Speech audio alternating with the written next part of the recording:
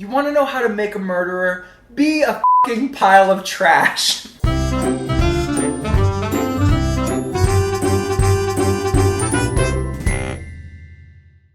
I'm Nicola Foti. I'm Megan Tonjes. And you're watching What the Sweet where we just We things. We find all things worthy and we give them We do. And we give those to you. Man. So you can receive them but with your consent and yes. only if you're over the age of 18. So this week in Here For It, I want to give a shout out to full-length sleeves. Because what is a half? This is not even a 3/4. This is like a half. What is... Well, your limbs are just long, babe. I'm here for not this, is what I'm here for. I'm here for several things this week. I'm here for my newly blonde hair. Yes, You're which welcome. grows at the rapidest of speeds. Yeah, so I have a side cut that this was about 4 months ago. This is 2 days of growth, you guys? This is the 2 days of growth. My girl Zoya over at Lux Lab in Santa Monica is the best, and she hooks me up, and she makes me real blonde in a world where I should not be.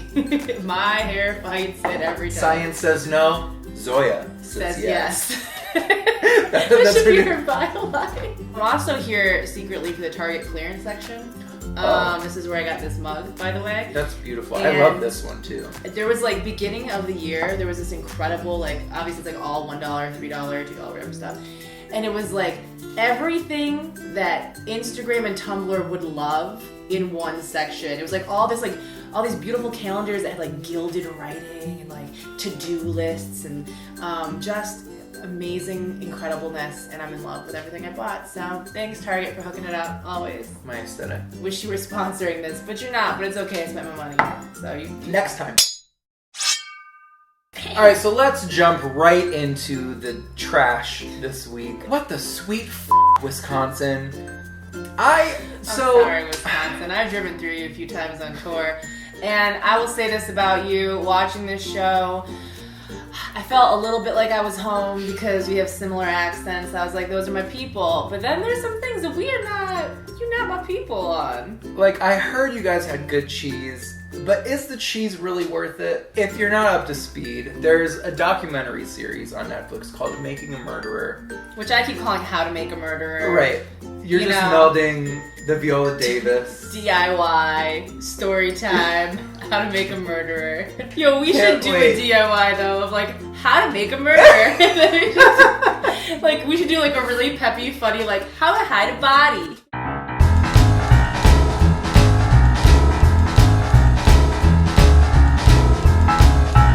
Really, I want to do that. Idea.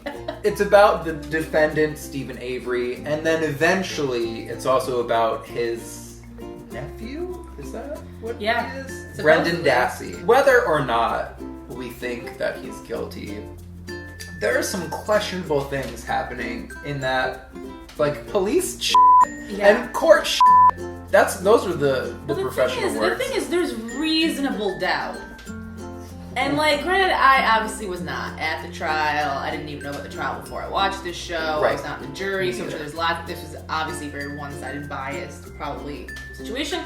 The things they were showing, there's so many of them that I was like, you can't even write this into being a thing. For instance, the fact that there's this whole story, but he lives in like a hoarder house, and there's no way that he isn't a good enough criminal to not hide the car or do whatever, but he can clean up every speck of possible blood off of all of those things in that boxes, garage. all the things in his room. There's not a speck of her blood in the entire place. And they completely, like, at one point he was like, this is the horrific scene that happened in the bedroom, and she was choked and stabbed and all these things. What? Who? Where? Where? Show me. Like, I feel bad for the family, obviously, because that's terrible that happened. Yes. But there's no proof that it happened in his bedroom, in his anywhere. And the thing is, like, there's no blood.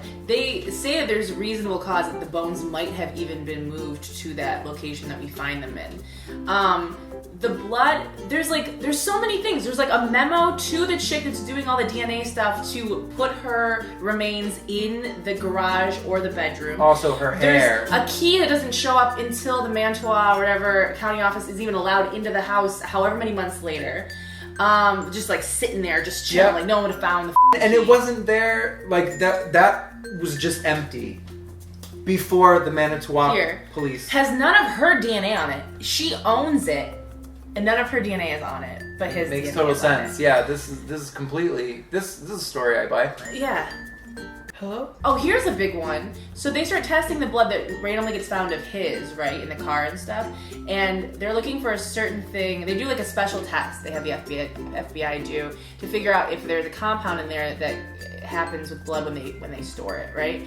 So they're like, no, we didn't find that at all. But then they only did like 3 tests out of the like 30. And there's a fucking needle mark in the thing of blood. And the tape is broken on the box, and it's not supposed to be tampered with at all. It's evidence. Like how? How do it they looks not? Like someone took a paintbrush and was just like, I want to do a little finger painting job over here in the car. Right here? Huh? I'm gonna just put a little dash right there. Put a little job. I'm gonna use a pepper shaker. You just want to do this so you could do the accent. Absolutely. You just want to do Midwest news. Which would be so Oh my god, yes. I would love. Midwest news. We should have a segment called Midwest News where we just talk in our love it. Our accent. I don't even know what qualifies as the Midwest because everything is the Midwest. Anything that's not on a coast is the Midwest. I just feel like if you heard 1 or 2 of these things, you'd be like, this seems weird. This seems a little weird. But 97.5? Also, can we talk about why does it look like it's still 1983? Yo, it still is 1983 in the Midwest. We're still rocking the same haircuts. We might have just moved into the 90s, actually. You've had some hairstyles, to be fair. Let's talk about it. Let's talk about this hairstyle that I had. God bless you. The thing that is like so ridiculous to me is that both of these dudes, the dude that they're just after, Steven, and then his nephew, who tells this story, and then like through every account they've been like, you can even see them like get to the point where they're trying to feed him information, essentially, like what happened. Exactly. Who says it first? What happened to her head, Brian? What happened to her head? We hit her. What happened to who shot her? Who shot her? I'm like, what? That was the one piece of evidence you had, and you just like, how is someone not seeing that and seeing someone being led? I don't know. Even if there's more things that happen in the courtroom that the jury saw that we didn't see, weird. It just makes so little sense to me. The judge who, when he's giving the sentence to Steven, is like, you're the most dangerous man that's ever been in this courtroom. I was like, how? Really? Wisconsin is like, there's nothing going on. He's the most dangerous man. The man that there's no specific proof that he killed this woman. This show is frustrating to me on all levels. You made me watch this. I suffered through every episode. I got to the last one, and then I was dead inside. And I'm like, okay, well, here we are. There's also so many things that it's impossible to cover I've never been more scared of getting accused of something. Like, straight up, I'm tweeting everything I do for forever with a goddamn geolocation. Yeah, because I will not be caught anywhere I shouldn't be. They said Daily at one vlogging. point, they were like, you could be sure in yourself that you will never commit a murder, but you can't be sure that you will never be accused of a murder. And that f***ed me up. Yeah, that f***ed me straight up. I'm disguise. So this week in Mia's which is where we tell you in GIF or meme or video form how we feel. How are you feeling? This is exactly how I'm feeling. This is the perfect personification of my emotion. Yeah. What it is, it's a tree with a trash bag. Yeah. Just kind of over some of it. Just a tip. Just kind of covering it up. Yeah. Like they're just trying to make it fit. Yeah. You know what I mean? It's like when a dude with a big penis wants to like be like, I'm wearing a condom make you happy, but he's like, I'm not gonna really wear this code. Don't do that. I've never had. Don't do that.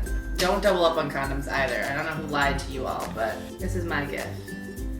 It's this little koala. Everything's a koala with me. This koala just chewing, giving a little wink, chewing, continuing about his day. Because you know what? I will not let Satan take me, and I will not be affected by this demon. This web series tried to get to me, but not my Jesus, and not today. So I'm chilling. Thank you for watching this episode of What the Sweet F***. I'm Nicola Foti. Megan Tonjes. And you can find us on our everything. I'm at soundlyawake mostly everywhere. I'm at Megan Tonjes mostly everywhere. Check out the other episode that we did on Megan's channel, which is about what, girl? Story time! Story time videos that one may find on YouTube. You know. And anytime you see something that you f***s with or is f***ed up, tag us on Twitter with the hashtag WTSF. Maybe we'll see it in a future episode. We'll see you next week. Bye. So you know when you have food and your friend gives you that look, when he gives you that look, then the panty's coming off? Wait, that's Nicki Minaj. But you know the look. Okay, maybe not that intense. It's probably just me. What was that? My legs are completely spread, but they can't see it.